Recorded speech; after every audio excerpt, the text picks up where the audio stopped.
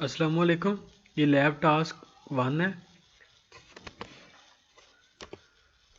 ये cystic timer handler है जिसमें हमने टाइम 1 मिली सेकेंड डिफाइन किया है और रिलोड जो है रजिस्टर उसे 16,000 लिखा है, क्योंकि हमारे पास टीवा की जो फ्रीक्वेंसी है वो 16 मेगाहर्ट्ज़ होती है। तो अगर ये टाइम निकालें तो ये 1 मिली सेकेंड बनता है। उसके बाद हमने पोर्ट F को इनिशलाइज करवाया है, जिसमें हमने पोर्ट F को अनलॉक किया है, फिर उसकी पोर्ट्स को अनलॉक किया है। ये बेसिकली ये वाला प्रोग्राम जो है, ये हमने जो फंक्शन लिखा है ये ग्रीन एलईडी को ऑन करने के लिए है।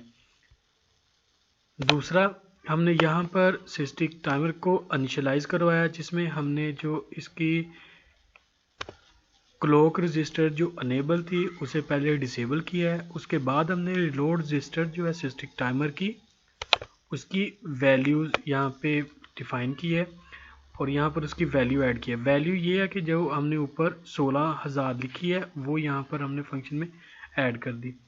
और उसके बाद हमने जो रजिस्टर की करंट वैल्यू है वो 0 से स्टार्ट की है। उसके बाद जो इसकी रजिस्टर है, फिर हमने कंट्रोल रजिस्टर की वैल्यू 7 डिफाइन की है, जो कि इस प्रोग्राम के लिए हमें सिस्टिक हैंडलर रूटीन प्रोवाइड करेगा। अब आते हैं ऊपर। इस फंक्शन में जो टाइम हमारे पास है वो 1 मिली सेकेंड है, मतलब कि ये ग्रीन एलईडी को 1 मिली सेकेंड के दौरानिए में ऑन और ऑफ करेगा, जिसकी जो इतना तेज़ होगा कि पता नहीं चलेगा कि ये ऑन हो रहा है या कब ऑफ हो रहा है। तो इसके लिए हमने इस चीज़ को इसमें कंडीशन लगाई है काउंट फ्लैग की, जिसको हमने इज इक्वल टू 1000 लिखा है। 1000 में मतलब ये होगा कि ये और जो हमारा 1 मिली सेकेंड ये आपस में होके 1 सेकेंड के इज इक्वल टू हो जाएंगे। उसके बाद में हमने काउंट फ्लैग को इज इक्वल टू 0 रख दिया और ये करने के बाद ये हमारा जो फंक्शन है ये इस वैल्यू को टॉगल करेगा, मतलब कि टॉगल करेगा हर एक सेकंड के बाद। तो अब हम इसका रिजल्ट देखते हैं।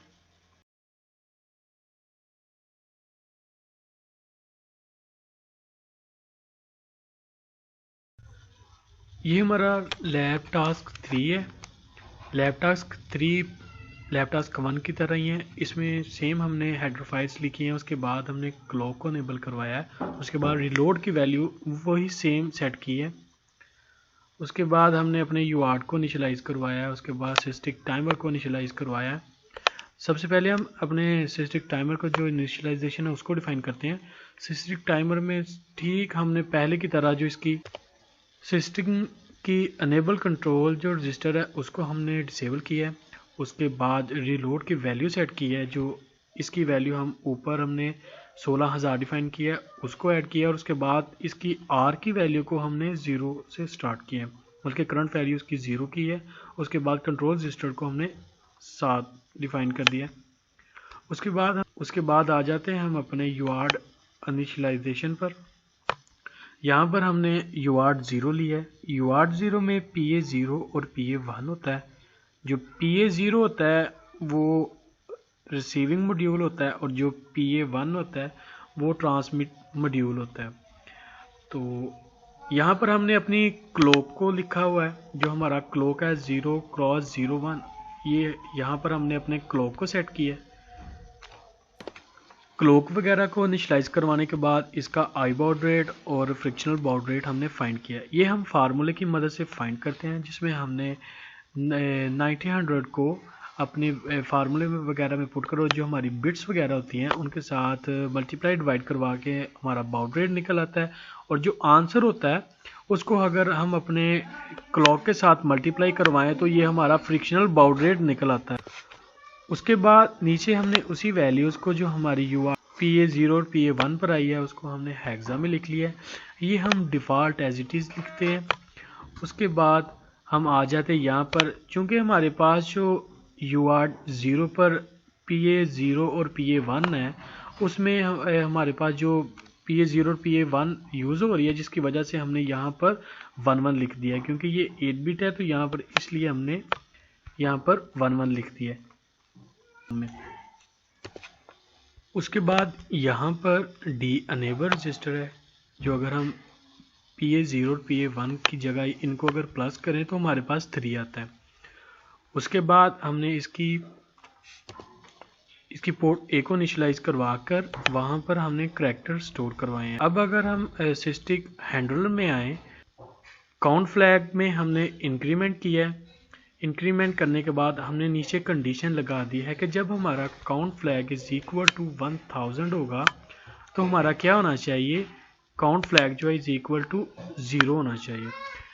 उसके बाद इसमें होगा क्या कि जो हमारा क्लॉक है और ये है वो 1 सेकंड के इक्वल हो जाएंगे। तो हर सेकंड के बाद ये क्या करेगा, जो वैल्यू 0 पे यूआर्ट 0 पे है तो वो हमने करैक्टर स्टोर करवाए हैं। तो हर सेकंड के बाद वो इनमें से करैक्टर को प्रिंट करना स्टार्ट कर देगा, जो हमने सिंपल यहाँ पर कंडीशन लगाई है। मतलब कि हर सेकंड के बाद यहाँ से जो करैक्टर है वो प्रिंट होना स्टार्ट हो जाएंगे। तो अब हम अपना प्रोग्राम रन करके देखते हैं।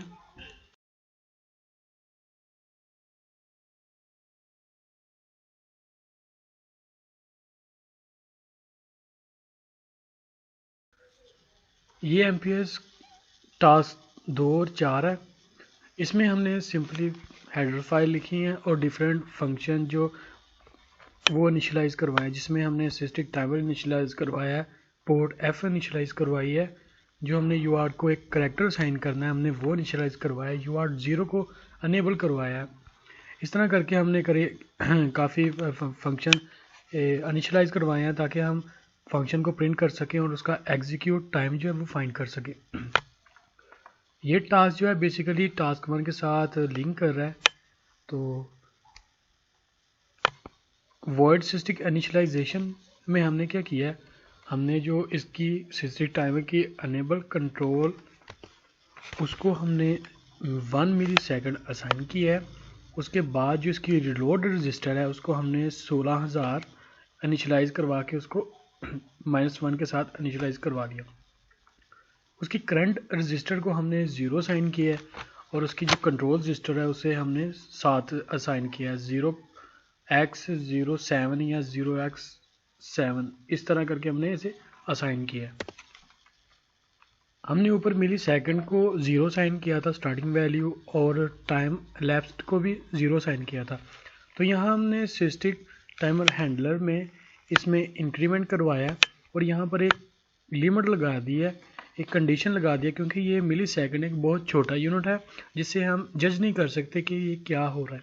इसलिए हमने यहाँ पर एक कंडीशन लगा दी है जिसमें क्या होगा कि हर बार जो 0 की वैल्यू टाइम लैप्स में उसमें 1000 जो है हर बार इंक्रीमेंट करता जाएगा, और ये तब तक करेगा जब तक ये वाली कंडीशन ट्रू नहीं हो जाती।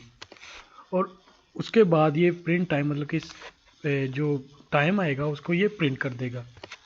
इसके बाद पोर्ट F को इनिशियलाइज़ करवाया। पोर्ट F को इनिशियलाइज़ करवाने के लिए हमने सबसे पहले क्या करना होता है, जिस तरह हम पहले कर चुके हैं कि पोर्ट को इनिशियलाइज़ करवाते हैं, उसको अनलॉक करते हैं और उसकी पिन्स को इनिशियलाइज़ करते हैं, फिर उसको डी एनेबल करते हैं, मतलब कि जितनी भी उसकी पिन वगैरह हैं उनको मिशन परफॉर्म की जा सकें। इसके बाद हमने यूआर्ट 0 को अनेबल करवाया। सबसे पहले तो हमने जो क्लॉक है 1 मिली सेकेंड का वो इनको असाइन कर दिया है। उसके बाद इसकी जो आई बॉड रेट की वैल्यू हमने वो फार्मूले की मदद से फाइंड की, और वो जो आई बॉड रेट की वैल्यू आई उसको हमने टाइम के साथ मल्टीप्लाई करवाया तो हमारे पास फ्रिक्शन बॉड रेट की वैल्यू आ गई। उसके बाद इन वैल्यूज़ को यहाँ हमने हेक्सा की फॉर्म में लिख दिया। उसके बाद जिस तरह हम यूआर्ट 0 पर PA0 और PA1 को फोकस कर रहे हैं तो वो हमने यहाँ पर इंटीजर की फॉर्म में लिख दी, बिट्स की फॉर्म में। तो अगर इनको हमने यहाँ पर हेक्सा की फॉर्म में लिख दिया, दोनों को प्लस करके लिख दिया, तो हमारे पास ये वैल्यू आ गई और हमारा यूआर्ट 0 जो है उसको अनेबल कर दिया हमने। उसके बाद हम जो इसको कोई करैक्टर असाइन करेंगे तो ये वाली कंडीशन देखेगा कि जब अगर ये वैल्यूज़ यूआर्ट 0 की 1 की इक्वल आ रही है तो जो भी हम इसे करैक्टर देंगे ये उसको इनिशियलाइज कर देगा या उसे कंसीडर कर लेगा। इस फंक्शन में हमने प्रिंट टास्क 1 में हमने बेसिकली एक यूआर्ट में स्ट्रिंग सेंड करने के लिए यहाँ पर नाम दे दिया है वर्किंग का, जो कि एक स्ट्रिंग है। ये स्ट्रिंग क्या करेगी, ये स्ट्रिंग हम यूआर्ट में सेंड करेंगे। इस फंक्शन का बेसिकली मतलब जो टाइम रिक्वायर है, जो एग्जीक्यूशन टाइम है वो प्रिंट करना, और ये क्या करेगा, ये उस टाइम को स्ट्रिंग में कन्वर्ट करके पेस्ट करेगा। इस फंक्शन में जो यूआर्ट को हम स्ट्रिंग सेंड करेंगे या जो यूआर्ट स्ट्रिंग सेंड हो रही है, करैक्टर जो सेंड करेंगे, ये उस करैक्टर को पॉइंटर में कन्वर्ट कर देगा। तो वो पॉइंटर क्या करेगा, पॉइंटर हर बार इसमें इंक्रीमेंट करता रहेगा। और इसी तरह इसमें इंटीजर टू स्ट्रिंग कन्वर्ट हो रहा है, जिसमें एक वैल्यू होगी और उसको इंटीजर को ये स्ट्रिंग में कन्वर्ट कर देगा। तो इस तरह से ये सारा कोड है। अब हम इसे रन करके देखते हैं।